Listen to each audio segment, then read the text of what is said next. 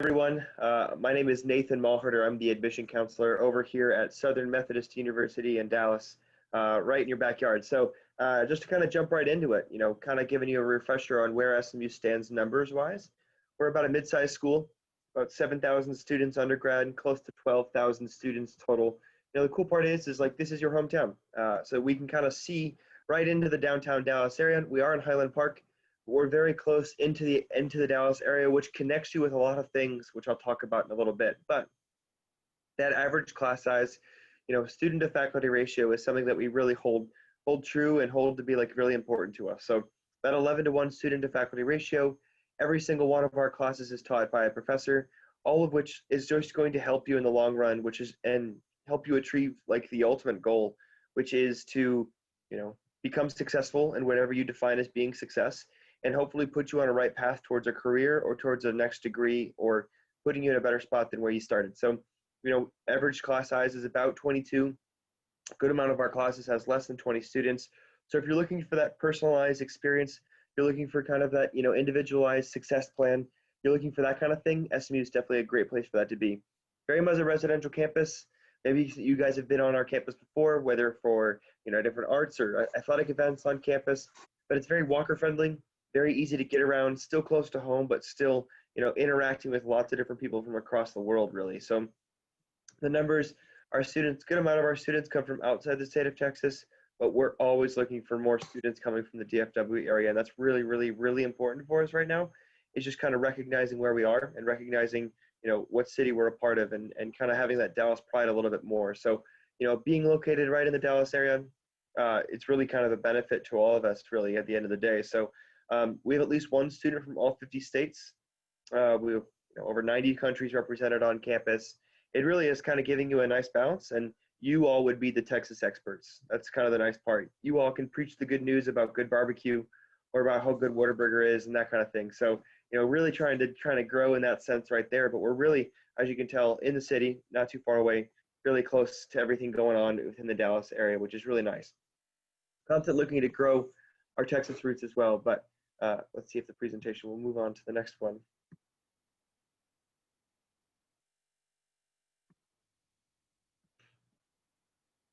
Oh man. Maybe it'll go. There we go. When you apply to SMU, you're applying to SMU as a university, which makes it nice because you could get here and study pretty much anything that you'd like. There are two exceptions to that rule. The first one is if you're interested in dance, theater, music, or art, that does require a separate audition or portfolio, depending on whichever one you use, conservatory style type of thing. So pretty straightforward in that sense. If you're looking at other dance or art schools like that, performing arts schools in general, they all require the same thing. And then the second one is the business school. We are a top 20 business school in the United States, really known for the business aspects. Dallas is really much a metropolitan economic hub for business areas. And our SMU students, our business students, are really jumping right into the middle of that. So when you apply and you're interested in the business school, you'll be considered for direct admission into the business program, which means we're going to help you understand what exactly you're going to do or what you're able to do before you even get here, which is just a nice kind of mentally know what's going on, and also so you can kind of plan out where you're potentially going to go in your future as we move through it. About 60% of our students on our campus study more than one thing. So although we are divided into 5 different colleges, it really is all dependent on what you want to do. And we really encourage you to study across these different school boundaries. So within the Meadow School of the Arts, there's the advertising program, there's creative computing, there's fashion media. Within the business school, there's entrepreneurship, there's accounting, there's finance, there's business analytics. There's lots of different ways to go with that. So you can study pretty much anything across all 5 of these schools and make that combination work. Now, the preconceived notion or the stereotype behind double majoring is that you're going to be going to school longer, or it costs more, or whatever it is in the meantime. Double majoring does not mean that you're going to be at SMU longer. It does not mean that you pay any more or any less. It just means that we're trying to diversify you because we have realized that our employers, people who are employing our students, are looking for students that are studying more than one thing because it makes you look marketable. It shows that you're marketable and diversified at the end of the day. So that's really where we're at with that kind of thing. The biggest college that we have on campus is called the Dedman School of Humanities and Sciences. So think anything in the STEM fields, anything of like Psychology, sociology is all within there as well. Think along the lines of political science or of English or of foreign languages. So within the Dedman School, it's all about research. It's all about, being able to kind of pick more than one thing and still being able to go on and become successful after you graduate. If you're interested in the medical field, or you're interested in law, or you're interested in becoming a physical therapist or a physician's assistant, we have pre-professional tracks. So it gets you ready to jump into nursing school, it gets you ready to jump into law school, it gets you ready to jump into medical school to become a doctor, things like that. So we're preparing you in your resume and helping you with interviews and helping you with the LSATs or the MCAT, which are both entrance exams that you need in order to get into the medical school or law schools. That's all within the Dedman College, which is nice to kind of have that balance, nice to kind of have access to labs like these fellows here.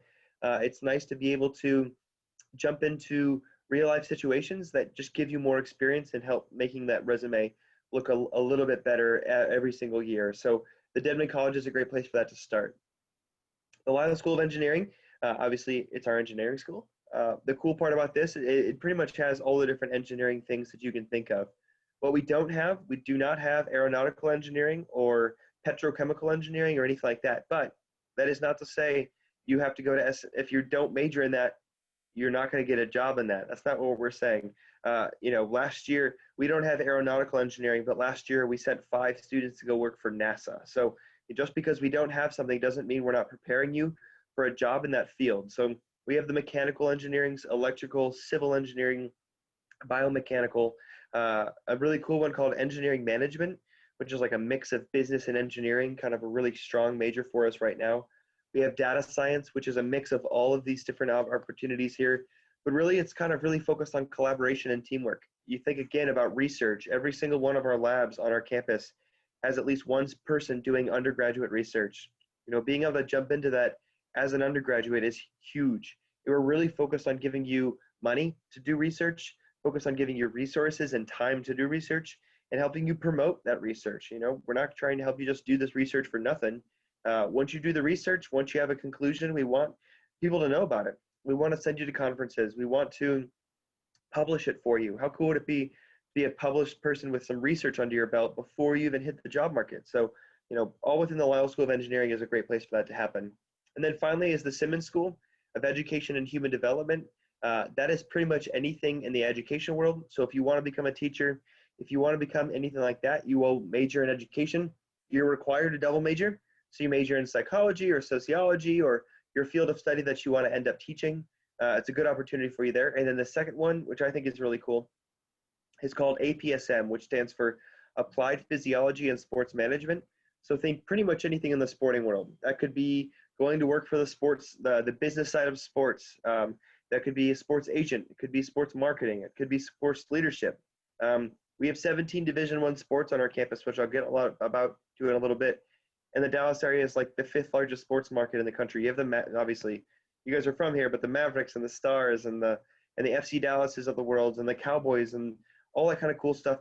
We send students to go work or intern for them every single year. And within the APSM major, you are required to have an internship throughout your 4 years, and we help you do that.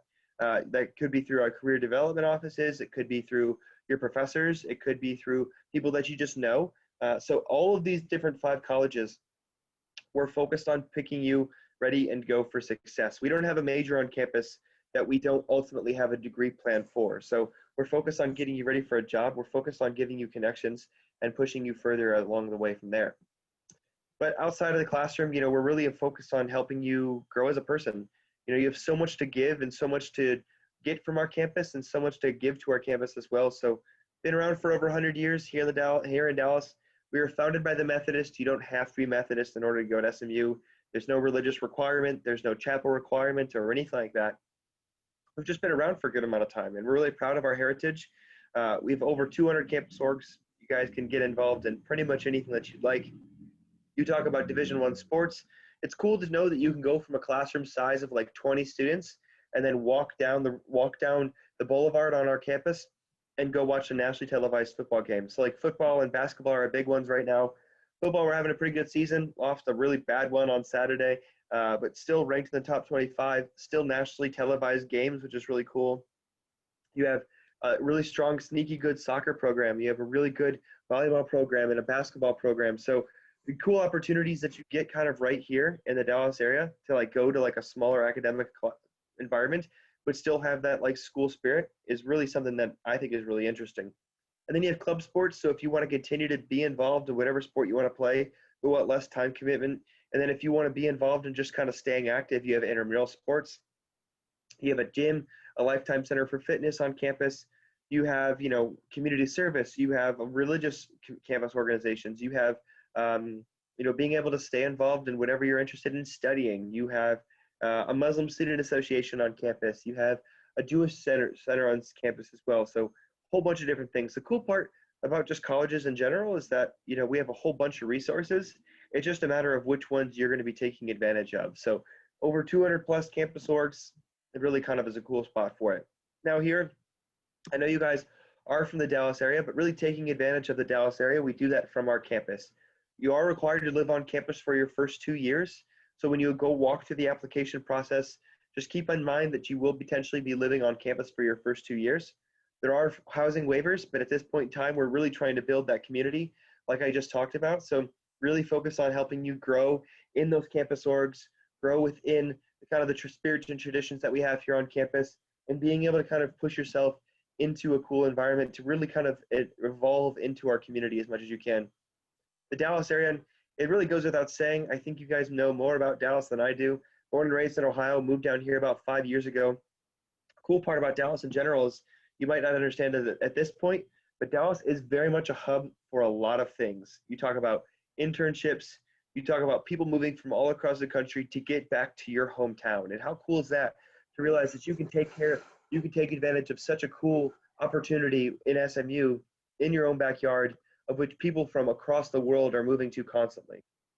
If you want to get abroad, we can send you abroad. If you want to go study elsewhere, we can help you do that as well. So we're just setting you up for success, and the Dallas area is how we do that. So cool part about it is right in your backyard. You talk about internships, you talk about connections, you talk about just being a part of a really global gateway, and that's really where we're at with that. So kind of a cool place for that to be. Jumping into the application process, you seniors, I think are potentially already working through this. Miss Jackson, I think, is helping you through this as well. November 1st coming up just a little bit. We'd love to get your application in, love to take advantage of it, love to be able to kind of review your application. If you apply by November 1st, you hear back from us before Christmas. And if you apply by January 15th, you'll hear back from us by the first week of March. We really have no preference in when you apply or how you apply.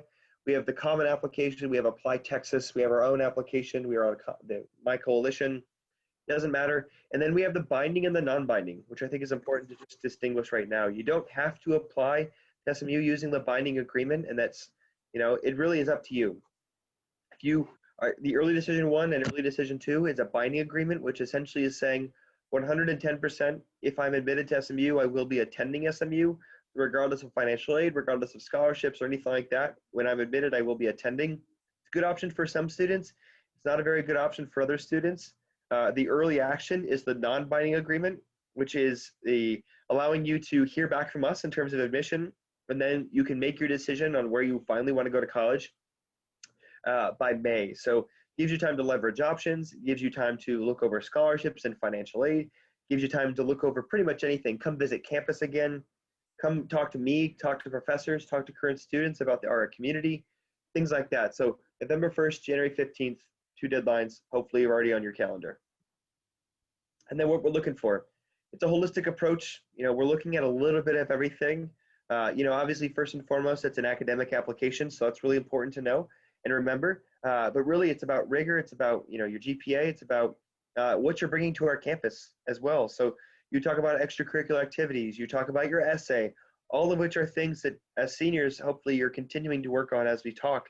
But the letters of recommendation written by your teachers, it's really kind of a whole picture as to who you are as a human being, because we're not just robots.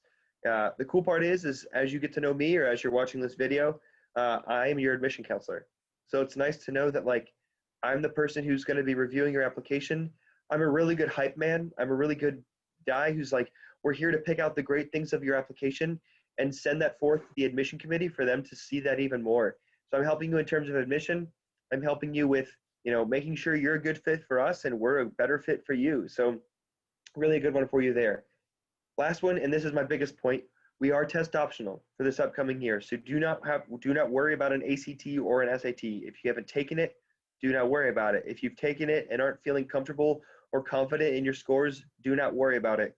You will be considered for all admission and all scholarship, no matter if you submit a test score or if you don't submit a test score. So that is not me trying to play a game. That is not me, speaking anything saying one thing but meaning another thing. We are test optional. And I know a lot of people are like, okay, you say you're test optional, but should I submit your test score? My answer will always be don't, because that is something that if you're not feeling very comfortable with it, it is kind of a good opportunity for you to, let everything else kind of shine a little bit more, what you're involved in, what you're confident in your letters of recommendation. So a lot of other things, you are more than a test score. We want to keep that in mind as you move through it. And then you might see this GPA over here. Don't worry about that too much. It's something that we take care of on our own. Your scale might be different, your rank might be different, things like that, but it's never going to be used to disadvantage you. It's always going to be used to support you and hype you up. And I'm telling you right now, I'll be honest with you all, we're here to help. And this is only going to benefit you in the long run. So it's a good thing to keep in mind. And then finally, with the scholarships and financial aid side of things, the cool part is as soon as you apply to SMU, you're considered for all the scholarships that we have. Nothing need to worry about separate priority deadlines or separate essays or anything separate. If you apply by November 1st or January 15th, you'll be considered for everything that we got. So it's kind of nice to know it's out of your control. It's completely our process. Now, they are merit-based scholarships, so they will be taking your academics into consideration. And unfortunately, we don't have one of those grid systems where it's like, if you get this GPA, you get this scholarship. That's not how we work. The admission committee kind of looks at a little bit of all of your academics and then kind of make a decision based off of everything like that. But the big thing here, these statistics there at the bottom, we're not trying to debilitate you. We're not trying to put you at a disadvantage. We think that our product, we think that our education is really going to put you in a better stratosphere comparatively and really allow you to take advantage of the different resources and job opportunities that our connections have. That could be through our alumni network, that could be just from being in Dallas, that could be from your professors. Cool part is a lot of our students receive grants or scholarships, and a lot of our students are graduating without any debt. So again, focus on bigger picture, focus on helping you make sure you have maybe a paid internship throughout your 4 years, or a job on campus, or a job offer before you even graduate. So these are all important things to us. We try to look at it like as an investment and help put you in a better spot than when you started. So that's kind of a good thing to keep in mind. And then finally, I'm here. Cool part is you get to interact or see or watch a video or recording of me as a real life person. Realize that I'm on your side. I'm your biggest advocate. I'm your biggest fan. So just a matter of trusting the process per se, but also realize that this is not as stressful or as intimidating as possible. If you have any questions at all, I'm a pretty accessible person. Get in contact with me. There's my email address right there. You can find it on the website. You can find us on social media. The big thing is just continue to keep in mind that we're here to help you. And we want you to be a part of us. We really think that you're from the Dallas area. We want you here. You belong here, as the slide says. So, hopefully this has been helpful. Hopefully this has been a good opportunity for you just to learn more about SMU and about me and about what opportunities we can give you. So, that's kind of all I got. So I appreciate you all spending some time to get to know me. But if anyone here still has any questions or there's anything I can answer for you guys, please let me know.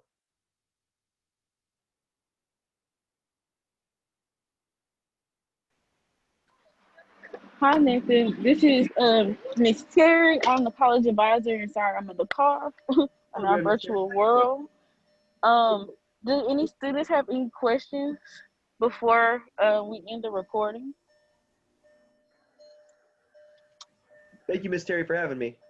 Jazzy has a question in the chat. So she says, when admitting students, what differences do you look at between test optional and non-test optional students? Jazzy, that's a great question. Woo, that's a good one.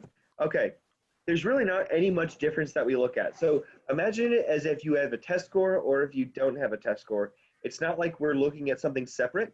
It's just we're taking one of those factors away from it. So with the non-test optional students, we're evaluating them with their test score and where we're at with that.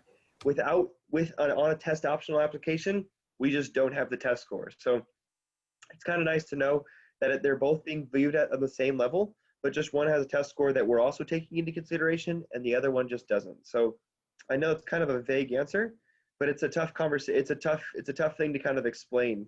But I promise you, you won't be put at a disadvantage for it. So that's for sure. Okay, thank you. Yes, Miss Jackson, great question. Thanks for bringing it up. You're welcome, Jazzy. Can I talk about the Hunt Scholars Program and the Dallas County Promise Partnership as well? So I'll start with the Hunt Scholarship. That is actually both of those you bring up are the two separate scholarships that you do have to apply for. So the Hunt Leadership Scholarship is essentially a scholarship that is recognizing excellence in leadership. So think about involvement in school government, or being a captain on your sports teams, or being involved in community service or things like that, or being involved in the arts in a leadership capacity. If you have a passion for leadership, it's a cool scholars program that allows you to, be a part of a cool community on campus. It is a whole bunch of people from across the country that are just all passionate about leadership. There's a scholarship with it as well. It's a pretty hefty scholarship, which is nice, and it is stackable with other scholarships. So cool website links that you could look at for that. I'd be more than happy to get in contact with you with the director of the program. But it's a really good scholarship program that I think if you have a passion for leadership, you should be a part of. And then the second one is the Dallas County Partnership. It's a really good one for you all just as being part of the DFW area. It is a scholarship that you apply for. When you apply to SMU, you'll be considered for it. You're automatically eligible. Going to DeSoto High School, so this is going to be good for you there. But you send in your application, and then there's a separate essay as well, kind of walking you through the Promise Scholarship and what that's about and what it would mean to you as being a part of the SMU community. And that is up to tuition and fees for all 4 years. So these are both really high-end scholarships that are really important, and we really want you to be a part of it. So you start working through that application process and you run into more questions. Miss Jackson's a great resource. Miss Terry's a great resource. I could be a good resource as well. So feel free to continue to use us as resources. Good things to keep in mind as you move forward. Miss Jackson, does that kind of walk you through where we're at with that? Yes, sir. Great, perfect. Thank you, Miss Jackson. Thank you, Jazzy. Jazzy, good question. Did I answer your question? Yes, sir, you did. Okay, how's everything? Jazzy, I'm picking on you because you're the only one talking, but how's everything going for you? Are you okay? Is this college Okay, so I had one issue. Yeah. So I applied